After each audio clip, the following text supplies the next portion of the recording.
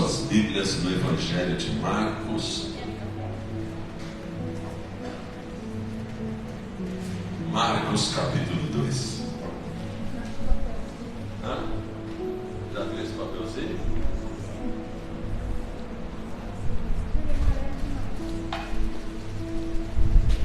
Deus seja. A Bíblia rara. A Bíblia rara. A menina fala tanto de Bíblia, Bíblia rara. A pastora Rabi viu esse papel aqui na minha mão. E esse papel na minha mão hoje é o esboço da mensagem. E esse papel aqui é do meu falecido sogro, que era pastor. E hoje vi lá alguns papéis que a gente mexeu numa caixa. E eu vi esse papel. E ele fez o esboço da mensagem que eu vou pregar hoje. Então, em memória e honra do meu sogro, pastor Heleno, eu quero trazer essa mensagem e tentar ficar bem dentro dos tópicos que ele pôs aqui. Amém? Eu sei que ele não vai ouvir lá no céu, porque não há ligação dos vivos dessa terra com aqueles que morreram, mas existe a memória dele, que nós vamos honrar também hoje aqui, em nome do Senhor Jesus. Amém? Fala assim: glórias a Deus, meu Pai. Abriu aí Marcos capítulo 2. Marcos capítulo 2, do versículo 1 até o versículo 5. No tema que ele colocou está um buraco no telhado. E nós estamos dentro do terceiro dia dos 5 dias de clamor e jejum. E no dia de hoje, nesse terceiro dia, dentro da nossa agenda que eu passei para vocês, era Jesus em minha casa. Mas o tema hoje vai ser um buraco no telhado, na casa dele. Amém ou não amém? Um buraco no telhado, na casa do Senhor Jesus. Vamos fazer ou não? Vamos quebrar tudo lá? Vamos entrar lá? Vamos, Mateuzinho? Ficar na frente dele? Vamos ou não vamos? Vocês fizeram o jejum hoje? Não levante a mão. Pode ficar na mesa. Aí não levante, mas quem fez, nós vamos entregar hoje aqui. Nós vamos colocar no final do culto: recebe, Senhor, esse jejum como doce aroma suave na tua presença, porque eu dediquei parte deste dia para ti, para a tua honra e para a tua glória. Vamos ler? Marcos capítulo 2, do versículo 1 ao versículo 5, diz assim: dias depois entrou Jesus de novo em Cafarnaum, e logo correu que ele estava em casa. Muitos afluíram para ali, tantos que nem mesmo junto à porta eles achavam lugar, e anunciava-lhes a palavra. Alguns foram ter com ele, conduzindo um paralítico, levado por 4 homens. E, não podendo aproximar-se dele, por causa da multidão, descobriram o eirado, no ponto correspondente ao em que ele estava. E, fazendo uma abertura, baixaram o leito em que jazia o doente. Vendo-lhes a fé, Jesus disse ao paralítico: filho, os teus pecados estão perdoados. Mas alguns dos escribas estavam assentados ali, arrazoavam em seus corações: por que fala ele deste modo? Isto é blasfêmia. Quem pode perdoar pecados senão um, que é Deus?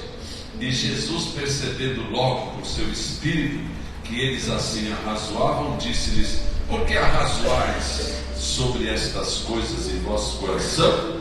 Qual é mais fácil?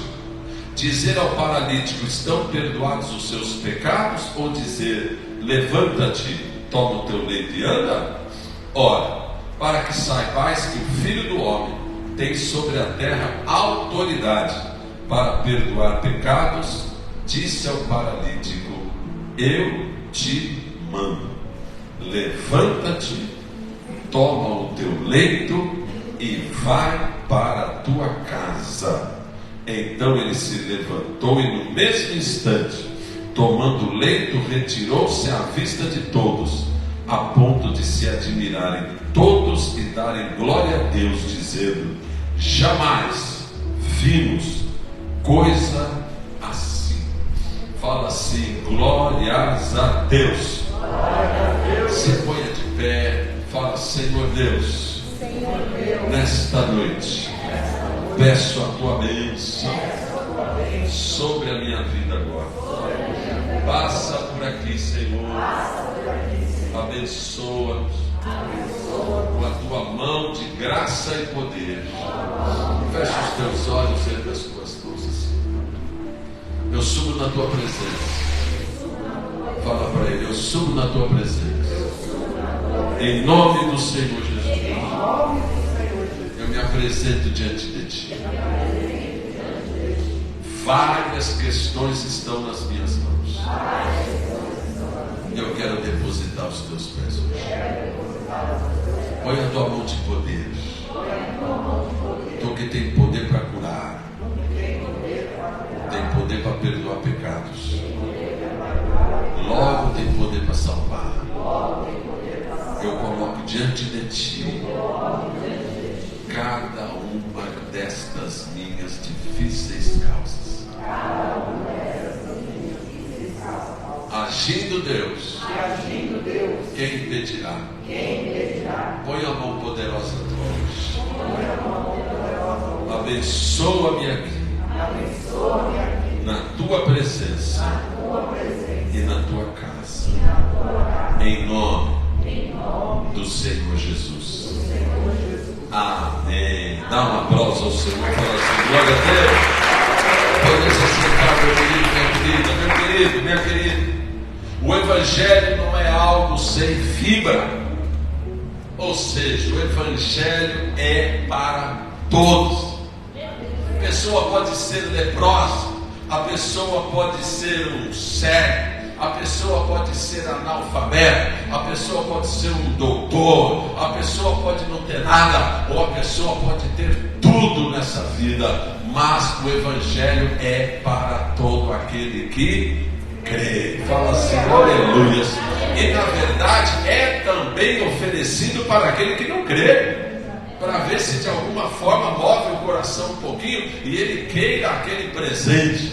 Porque na verdade o Evangelho é a boa nova de Deus para mim, para você e para o mundo inteiro, para todo mundo, sem exceção. Às vezes a gente quer colocar algumas exceções, algumas regras, colocar algumas leis, colocar alguns impedimentos. Não, para Jesus não tem impedimento nenhum. Para Jesus o que vale é fé nele. Fé nele. Ah, mas não tem mais A nem menos. Senhor, lembra de domingo? Senhor, quem pecou? Foi ele ou foi os pais dele para ele nascer assim? Jesus disse: não, é assim para que se manifeste nele a glória de Deus.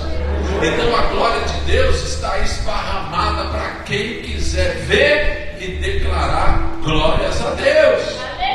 Às vezes nós ficamos com um monte de questões. Não, mas a pessoa primeiro tem que mudar de vida para Jesus. Não, primeiro ele vai para Jesus, depois a vida dele é problema dele, do Espírito Santo, de Jesus, de Deus Pai, e eles se resolvam. Mas o primeiro passo é o passo da fé.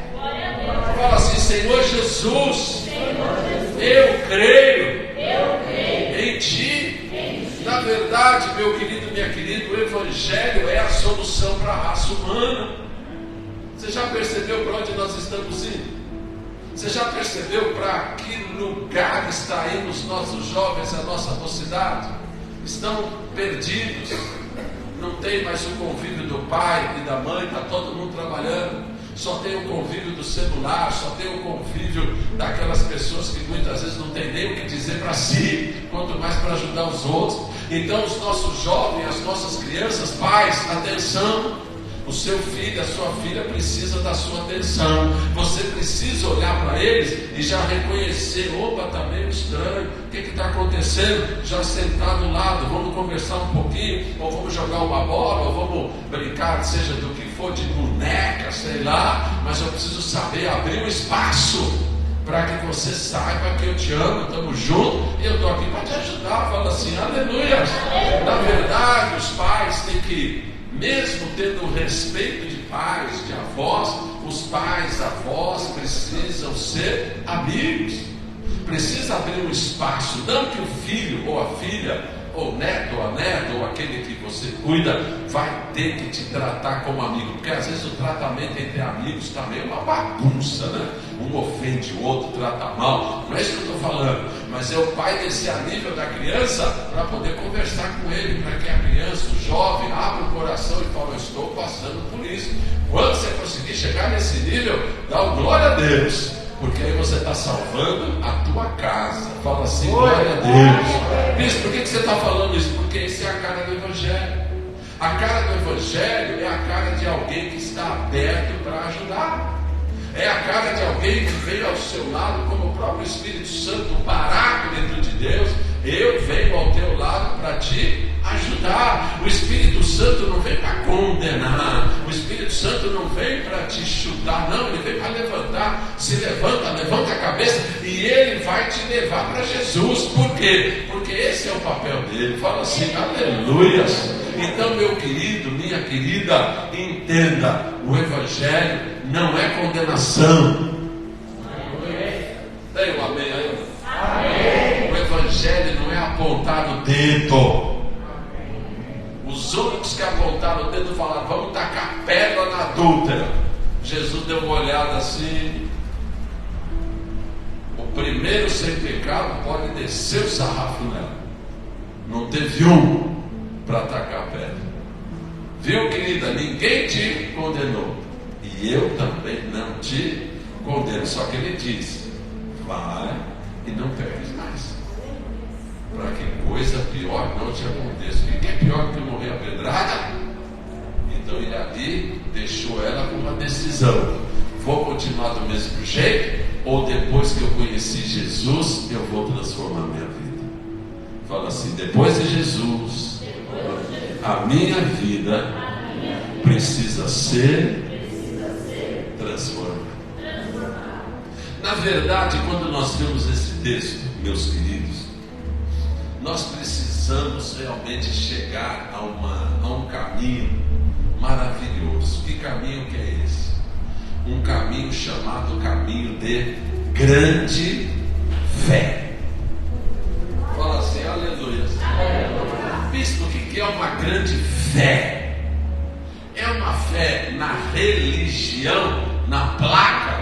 Não pode ser, porque se for assim você está perdido. Que caminho vamos seguir? Tem tantas placas, tem tanta gente falando tanta coisa que nada tem a ver com fé bíblica, que aí você vai se perder. Você está falando do quê? Eu estou falando de um problema grave de uma pessoa, onde 4 outras se levantam para resolver a vida dele. Fala assim, aleluia. Aleluia. Normalmente a gente ouve só gente para atrapalhar. Hoje nós estamos vendo um pedacinho, antes de vir para a igreja, nós estamos vendo um comentário, né? Uma reportagem verídica que conta os fatos. Na verdade, de 2, 3 jovens que moravam próximo a Las Vegas, na região nobre de Hollywood, e queriam fama. Só que queriam fama pela fama, e aí começaram a roubar a casa dos famosos, e a drogas e tudo isso, porque queriam fama pela fama. Ficaram famosos, conhecidos como a quadrilha que roubava a casa dos famosos. E era um estimulando o outro. Não, vamos ali, vamos aqui. Ou seja, sempre nós vamos tomar cuidado com quem anda com as pessoas que a gente ama. Não é assim? Sempre, cuidado aí, como é que você está andando, não estou gostando dessa amizade, fica esperto aqui, fica esperto ali, não estou gostando disso, o cara não quer estudar, a pessoa não quer fazer, vejo só por aí. Sempre a gente tem aquele cuidado com aqueles amigos que são, na verdade, inimigos, e muitos o são. Mas aqui não, aqui tem 4 amigos que tinham uma grande fé. Não, eles não tinham fé no sal grosso, não. Eles não tinham fé, nós vamos subir a escadaria, não sei o que, com a cruz nas costas, vamos, não. Eles não tinham fé numa religião propriamente dito, não. Eles tinham fé no seguinte: se nós levarmos esse nosso amigo na frente do Senhor Jesus, o nosso amigo sai dali andando e nós vamos ver essa glória. Se nós tivermos a ousadia de superar os obstáculos e levar esse nosso amigo para onde ele precisa estar, esse Jesus vai dar um jeito na vida dele. Você já pensou se todos nós tivéssemos esse ímpeto? Já pensou se todos nós tivéssemos essa gana, essa vontade? Já pensou se chega num lugar fantástico que resolve tudo, só que está cheio de gente na frente, tem que passar umas montanhas, e aí você olha para o amigo que não anda, você fala: meu, como é que eu vou te carregar? Eu estou querendo ir lá, não estou com força. E aí você vê um amigo, um de cada lado, vai carregar um cara pesado, vai superar as crises. Como é que você vai fazer? Precisa ter o quê? Uma grande fé. Precisa ter o quê? Uma grande fé. Uma grande fé. Aquela fé que move. Esses 4 moveram literalmente a montanha. Mas muitas vezes nós paramos diante da montanha e falamos: não vai dar. Como não vai dar? Não tem jeito, vamos desistir. Um monte de gente desiste porque vê um obstáculo que às vezes é muito pequeno. Eles olharam para aquela situação difícil, não tinha, você viu o texto? Não tinha como passar por ali, não tinha como entrar, ainda mais 4 pessoas, um estrado de cama, uma cama qualquer. Como é que nós vamos resolver isso? E eles simplesmente decidem: nós vamos te levar na frente de Jesus de qualquer jeito. Aleluia. Amém? Isso eu chamo de uma grande fé. Por quê? Porque eu já tive algumas experiências com fé. A fé comum, a fé que todo mundo tem. Eu já tive experiências com a fé religiosa, de orar para Nossa Senhora, Mãe do Senhor Jesus.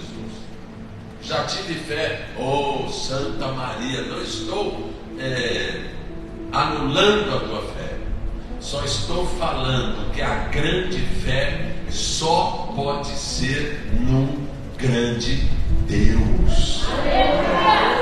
Entendeu ou não? Uma grande fé tem que ter um objeto de fé que resolve a sua vida. Com base aonde, bispo? Na palavra de Deus. Às vezes nós paramos na nossa perseguição a Jesus por causa da religião dos nossos pais. Meus pais eram católicos, meio espíritas, meio católicos. Então às vezes a gente quer até acompanhar aquela fé. Só que aí você se depara com a palavra de Deus, com a Bíblia. E a Bíblia então abre para você o que é uma grande fé. Uma grande fé é a fé exclusiva naquele que é o caminho, a verdade e a vida.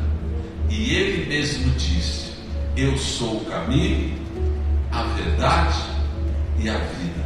Ninguém vem ao Pai a não ser por mim.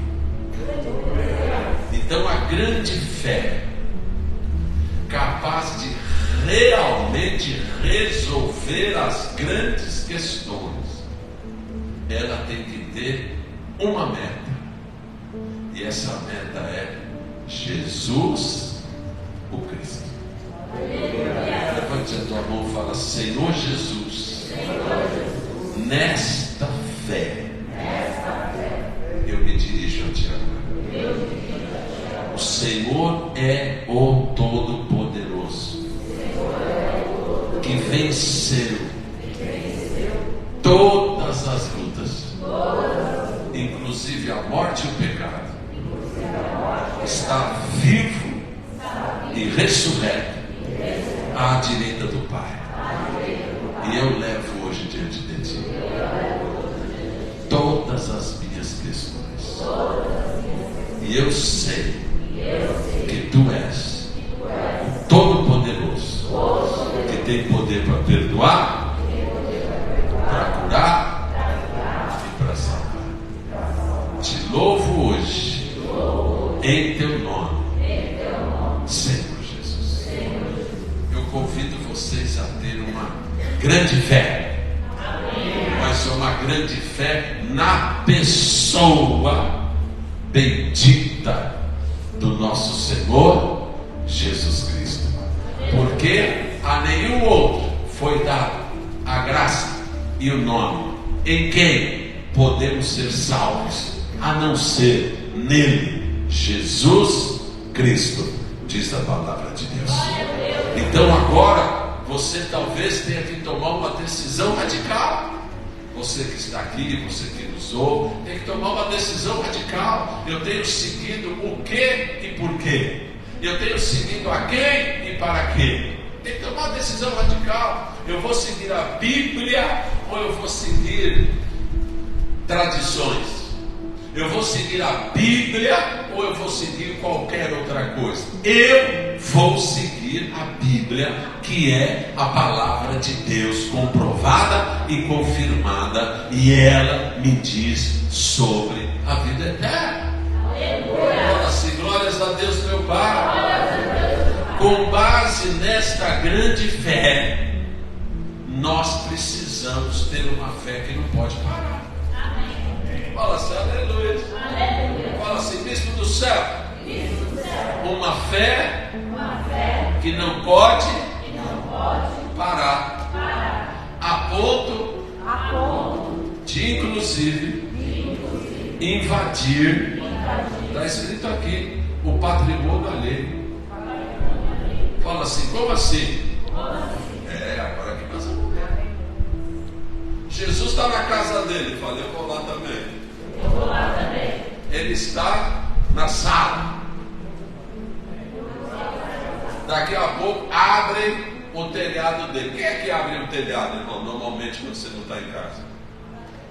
Bandido, ladrão, não é assim? Não? Quem é que arromba a porta? Quem é que invade o patrimônio alheio? Ladrão. Agora, a fé que não para é a fé que tem ousadia de invadir o patrimônio de Deus. Eu vou entrar na presença dele, eu vou entrar no reino dele, eu vou entrar diante dele, eu vou entrar na casa dele. Eu não vou parar por causa da multidão, eu não vou parar por causa da situação, eu não vou parar por causa dos obstáculos. Tem um monte de gente que para, irmão, é desculpa que não tem mais. É um monte de coisa. Não, mas eu ouvi. Não, mas eu acho. Não é não, irmãos. A questão é de conversão.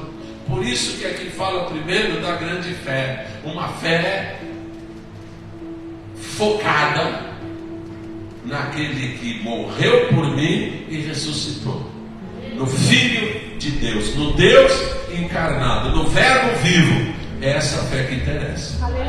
Todas as outras vão deixar você no inferno. Essa vai te levar para o céu. Fala assim: aleluia, meu Pai. Então essa fé é uma fé que eu não posso parar. Por quê? Porque ela é realmente a verdade. Então essa fé me faz eu invadir o domínio de Deus. E às vezes até invadir o domínio de alguém que você ama, para quê? Para tirar ele de lá. Invadir uma situação, uma casa, invadir, sei lá, um lugar de culto qualquer, invadir e falar, eu vim te tirar daqui em nome do Senhor Jesus, e o Senhor vai restaurar a tua vida. Oh meu, hoje o mundo inteiro está falando para você, não faça isso, não faça isso, cada um na sua, eu estou falando que não, nós temos que obedecer a Deus do que os homens, é o que fizeram os apóstolos, mandaram os apóstolos se calarem. Mas eles falaram, nos convém primeiro obedecer a Deus e não os homens. Jesus, antes de partir, disse o quê? Ide por todo mundo e anunciai o Evangelho a toda criatura. Quem crê será salvo, quem não crê já está condenado. Fala, Senhor, a minha fé não pode parar. Fale para mim, diante de Deus, o que é que tem paralisado você? O que é que tem paralisado? Fala, Senhor, você diante de Deus, Senhor, eu estou numa situação, meu Pai, eu vou desistir, eu estou a ponto de largar tudo e eu quero te falar, a tua fé não pode parar, ela tem que avançar. Você está pisando em caco de vidro, continue avançando, que os vidros não vão te cortar. Você está enfrentando uma situação, meu Pai, o que eu faço com isso? Coloca tudo diante do Senhor, ainda que você tenha que tirar as telhas da casa do Senhor para se posicionar na frente dele e falar, Senhor, me ajuda agora, chame a atenção de Deus. E tem uma coisa que chama a atenção de Deus, você sabe o que é? Um grande coral, hein? 20 mil pessoas, uns tenores, maravilhoso, e às vezes a gente acha, nossa, isso aí emocionou Deus. Aí você faz uma obra maravilhosa, você vê um mendigo na rua, aí você vai, mete a mão na carteira, tira umas notas poderosas, não sei na foto, não é? E aí você fala, olha, acho que agora eu impressionei a Deus. Não é assim? Só tem uma coisa que impressiona a Deus. Aliás, deixa eu falar. Você já ouviu o coral do céu, como é que é? Eu vejo o Marquinho tocando a guitarra, o Adriano fazendo aqueles acordes extraordinários, o Mateus virando aquelas coisas. Felipe, às vezes ele até se entorna. Às vezes eu olho e falo, olha Deus, eles estão demais. Eu acho que Deus fala, nossa! As meninas dançando. Nossa! Você já viu os anjos dançando? Uma vez nós estávamos na igreja e a gente estava cantando aquela música, Jerusalém, Jerusalém,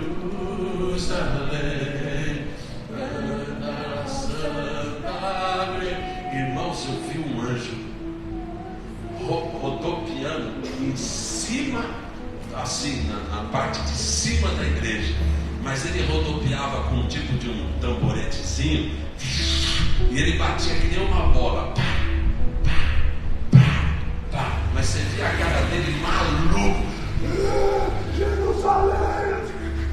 Eu falei, nossa, eu quero ver o levita fazer isso, voando que nem um louco. Não muito tempo atrás eu estava em casa e sozinho, não, a bispa acho que estava. Daqui a pouco eu ouço uma voz cantando uma música que eu não seria capaz de reproduzir, mas uma voz que tomava a casa toda.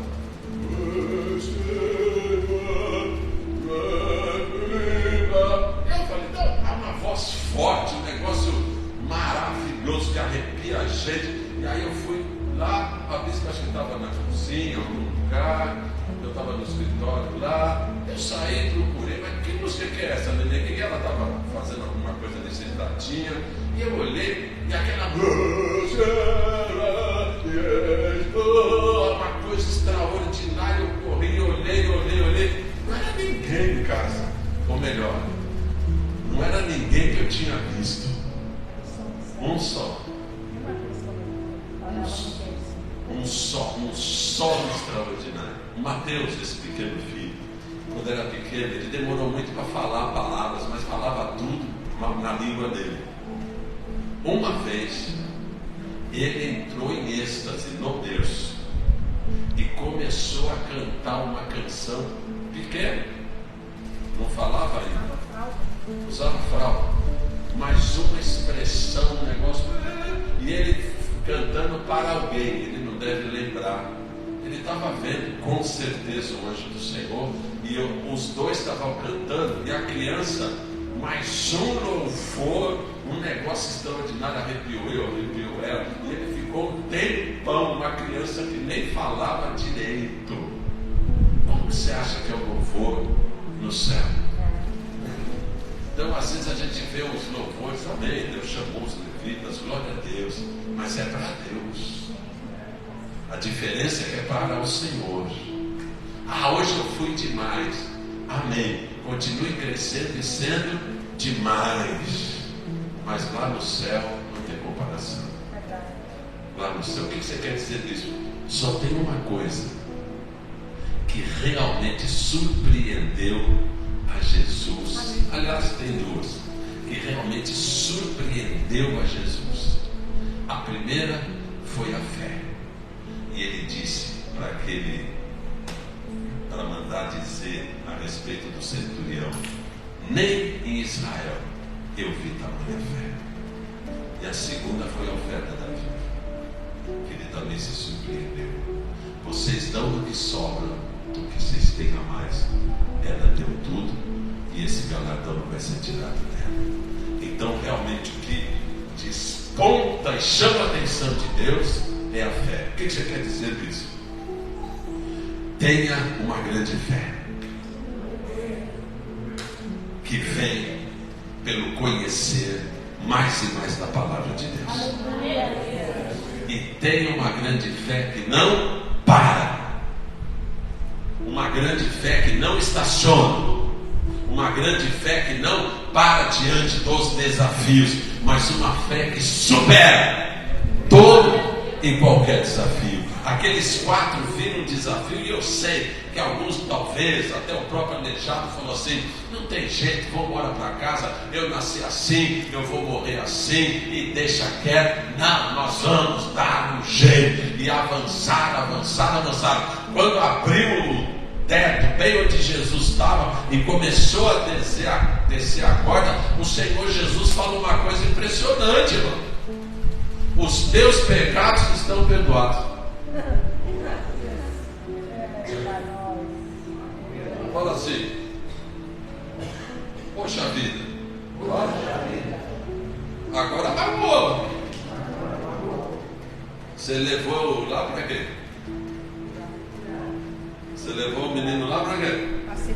Para ser curado. Você teve um perdão de pecado. Como a gente é pobre, né?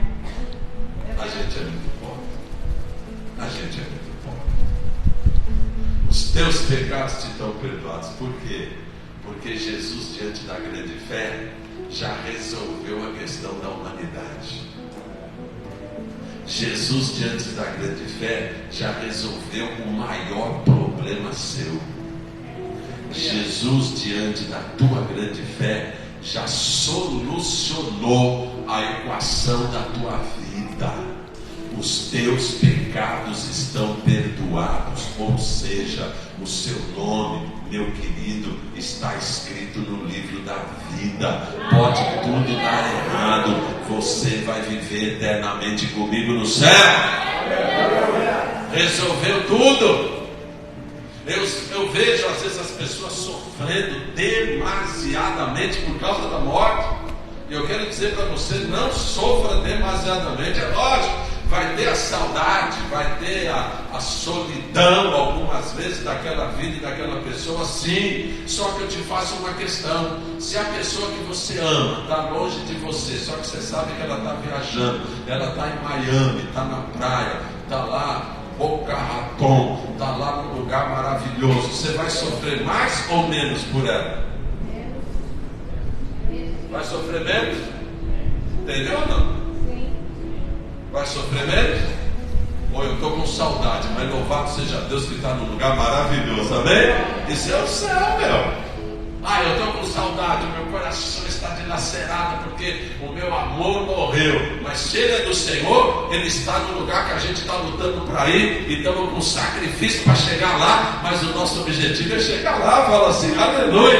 Jesus já resolve o problema, descendo a corda, os teus pecados que são perdoados. Fala glória a Deus. É isso que a grande fé em Jesus tem de extraordinário e especial. Ah, você pode crer no Santo A, você pode crer no Espírito B, você pode crer na encarnação C, você pode crer no Francisco não sei do que, pode crer neles todos. O seu pecado vai estar lá, a sua condição de pecado vai estar lá, e os pecados cometidos vão estar lá. Em outras palavras, você está frito.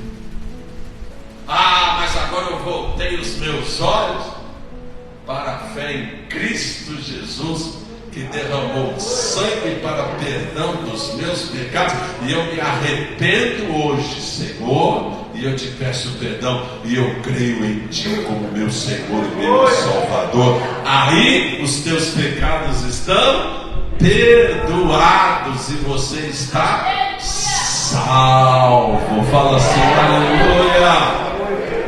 Só que aquele que perdoa pecado também restaura a nossa vida.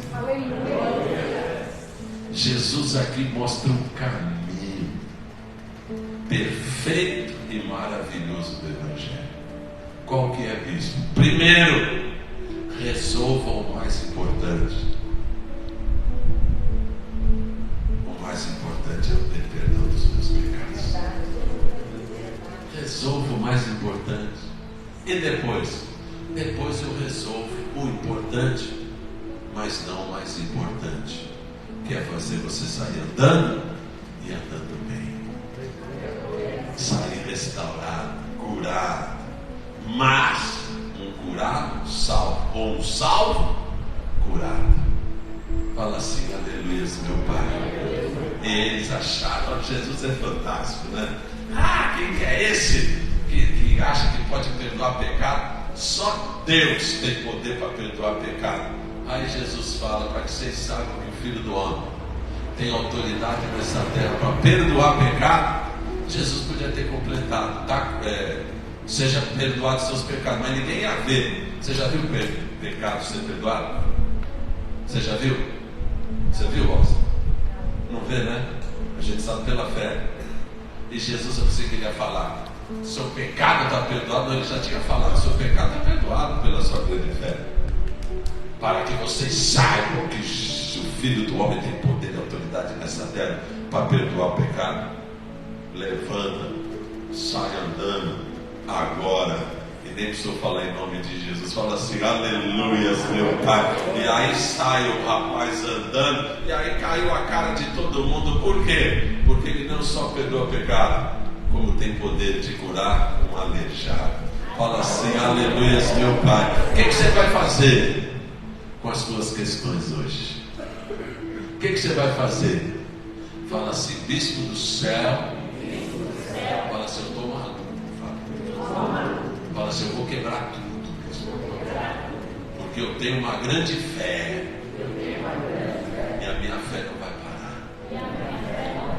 Eu vou depositar as minhas causas aos pés deste Jesus, e vou sair daqui perdoado e curado. Você crê nisso? Quem crê, dá um aplauso ao Senhor e se põe de pé. Dá um aplauso ao Senhor e se ponha de pé. Fala aleluia. Esta noite, na casa do Senhor, coloque mesmo. Imagine que você está carregando naquela cama não só o aleijado, mas todas as questões que estão pesando nas suas costas. Enfermidades, situações difíceis no meio da família, da parentela, situações difíceis que você está enfrentando, de casa. E é engraçado, às vezes você está enfrentando situação de aluguel. O Senhor Jesus morava numa casa de aluguel, lá em Cafarnaum. Ô bispo, mas por que ele era dono de tudo? Mas ele abriu mão de tudo, e ele não tinha nada, diz a palavra. E ele morava de aluguel. Por quê? Porque se ele, Jesus, morava de aluguel, ele quer dizer que ele pode te dar essa vitória também.